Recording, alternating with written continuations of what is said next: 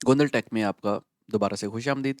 पिछली वीडियो के अंदर हमने देखा था कि हम एनाकोंडा नेविगेटर को इंस्टॉल कैसे कर सकते हैं। चलें आज बात करते हैं हम कि एनाकोंडा नेविगेटर जो है उसके अंदर क्या-क्या चीज़ें मौजूद हैं, उसके अंदर एनवायरनमेंट कैसे बनाया जाता है और उस एनवायरनमेंट के अंदर लाइब्रेरीज़ को कैसे अपडेट किया जाता है और इसके लर्निंग प्लेटफ़ॉर्म्स कहाँ से अवेलेबल हैं, अगर इसकी कम्युनिटी वगैरह जॉइन करनी हो तो उसका क्या पर्पज़ है। तो 4 पॉइंट एजेंडा है आज का। सबसे पहले इसे स्टार्ट लेते हैं होम के ऊपर। यहाँ पे आप देख सकते हैं कि मेरे सामने जो है वो एनाकोंडा नेविगेटर खुला हुआ है। तो इसके ऊपर आपको एक चीज़ नज़र आएगी एप्लीकेशंस। तो इन एप्लीकेशंस के ऊपर से आप क्या करते हैं, अपना एनवायरनमेंट चूज़ करते हैं।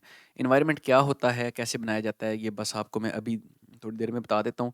यहाँ से अभी तक के लिए आप इतना याद रखें कि एप्लीकेशन से हम अपना जो है वो बेस या कोई भी एनवायरनमेंट जो हमने बनाया हो वो लोड कर सकते हैं। उसके बाद यहाँ पे हमें मुख्तलिफ़ तरह के जो हैं वो आइकन्स नज़र आते हैं और मुख्तलिफ़ टैब्स नज़र आते हैं। बेसिकली ये आईडीईज़ हैं जिनके अंदर हम प्रोग्रामिंग कर सकते हैं। इसके अंदर स्पाइडर है, वीएस कोड है हमारे पास, पाईचार्म है, जुपिटर नोटबुक है और आईबीएम वाटसन क्लाउड जो है वो हमारे पास अवेलेबल है। इसके अलावा आर स्टूडियो भी इसमें मौजूद है। अगर आप आर प्रोग्रामिंग करते हैं तो आप आर स्टूडियो के ऊपर जो है वो अपना काम सारा कर सकते हैं बड़ी आसानी के साथ। तो नॉर्मली जो है वो स्पाइडर को हम यूज़ करते हैं साइंटिफिक पाइथन डेवलपमेंट के लिए और काफ़ी ज़्यादा यूज़ होता है, मगर आजकल इतना ज़्यादा यूज़ नहीं हो रहा। वीएस कोड जो है, वर्चुअल स्टूडियो जो है वो हमारे पास जो प्रोफेशनल डेवलपर्स होते हैं वो यूज़ करते हैं। इसके अंदर बैक टेस्टिंग की जाती है और मुख्तलिफ़ तरह के काम किए जाते हैं। वेब डेवलपमेंट का काम आपने करना है वो आप इसमें पाइथन के साथ बड़ी आसानी से कर सकते हैं और फ्लास्क को यूज़ करते हुए। और पाईचार्म बहुत ज़्यादा यूज़ होता रहा है, माज़ी के अंदर होता रहा है, मगर आजकल जो है वो ज़्यादा जुपिटर नोटबुक के चर्चे हैं। तो जुपिटर नोटबुक जो है उसको बनाने के लिए और चलाने के लिए ही ये पूरी सीरीज़ बनाई जा रही है। तो अगली वीडियो में आपको मैं बताऊँगा कि जुपिटर नोटबुक ये जो है, ये वाला जो आइकन है, इसके साथ आप कैसे काम कर सकते हैं, ठीक है? तो पहली चीज़ क्लियर हो गई हमारी कि होम के अंदर हमारे पास ये चीज़ें अवेलेबल हैं। अब नेक्स्ट में चलते हैं, दूसरी बात हमारे पास आ जाती है एनवायरनमेंट के ऊपर। तो एनवायरनमेंट क्या चीज़ है? सबसे पहले तो ये देख लेते हैं। बेसिकली एनवायरनमेंट जो है वो हमारे पास एक कलेक्शन है मल्टीपल लाइब्रेरीज़ की, जिसके अंदर मुख्तलिफ़ तरह की लाइब्रेरीज़ मौजूद होती हैं। और उन लाइब्रेरीज़ को हम कॉल करके काम कर रहे होते हैं। अब होता क्या है कि अगर आप एक प्रोजेक्ट पे काम कर रहे हैं जो कि कंप्यूटर विजन का है और दूसरा प्रोजेक्ट जो है वो आपके पास आ गया है नेचुरल लैंग्वेज प्रोसेसिंग का, तो अब क्या होगा कि मुख्तलिफ़ तरह की लाइब्रेरीज़ जो हैं, अब ऑब्जेक्ट डिटेक्शन जो है हमारे पास, आप पोज़ एस्टिमेशन कर रहे हैं, ऑब्जेक्ट डिटेक्शन कर रहे हैं।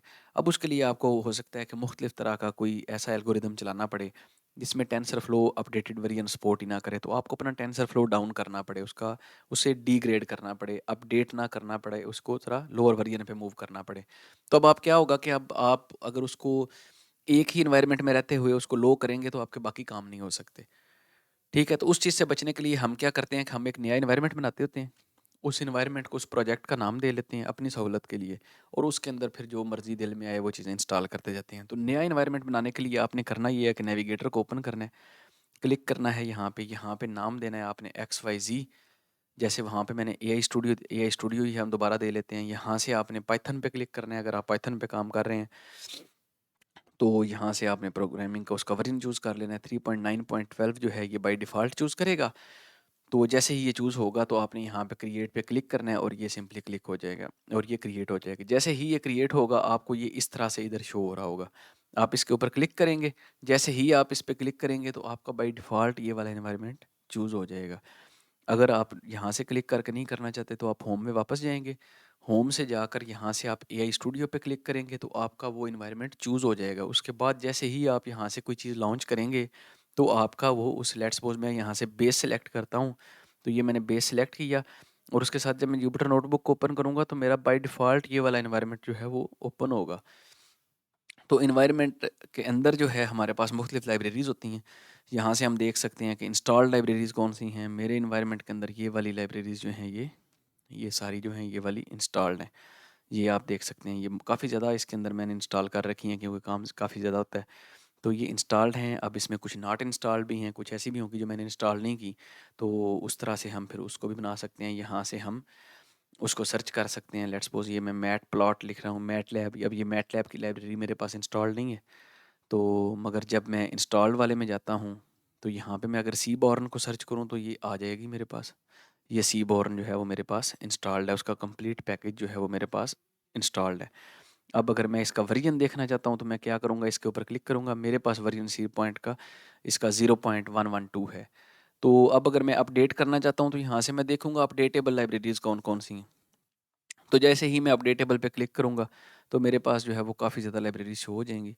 अभी यहाँ से इसको मैं ख़त्म करता हूँ तो ये सारे की सारी लाइब्रेरीज़ जो हैं ये मेरे पास अपडेटेबल है। तो इनको ये वाली जो सारी लाइब्रेरीज़ हैं, तो इनको अपडेट करने के लिए सिंपली मैंने इस वर्जन पे क्लिक करना है। तो ये मुझे बता देगा कि इसका अपडेट अवेलेबल है, 1.9.0 पे ये मूव कर गया है। मैं सिंपली इसके ऊपर क्लिक करूँगा, जैसे ही क्लिक करूँगा इस नीचे से जाके अप्लाई पे क्लिक करूँगा तो ये मेरा बड़ा आसानी के साथ जो है वो अपडेट हो जाएगा। तो ये एनवायरनमेंट की स्टोरी थी। एनवायरनमेंट को मैं यहाँ से रिमूव भी कर सकता हूँ, इम्पोर्ट भी कर सकता हूँ, बैकअप भी कर सकता हूँ, काफ़ी ज़्यादा काम इसके ऊपर मैं कर सकता हूँ। और लर्निंग में अगर हम जाएँ तो लर्निंग वाले टैब के अंदर हमारे पास पाइथन के ट्यूटोरियल हैं, पाइथन के रेफरेंसेस हैं और उसके बाद नमपाई की डॉक्यूमेंटेशन है, मुख्तलिफ तरह की एसके लर्न की डॉक्यूमेंटेशन है, जुपिटर नोटबुक की डॉक्यूमेंटेशन है।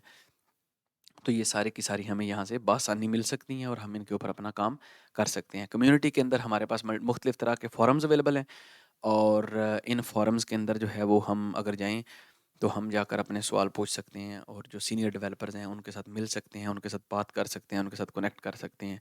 तो ये हमें एनाकोंडा नेविगेटर जो है ये फैसिलिटीज़ प्रोवाइड करता है और हमें ये इस तरह से फैसिलिटेट करता है। तो उम्मीद है कि आज की इस ट्यूटोरियल के अंदर आपको ये बड़ा पसंद आया होगा और आपको पता चल गया होगा कि एनाकोंडा नेविगेटर के अंदर क्या-क्या चीज़ें मौजूद हैं।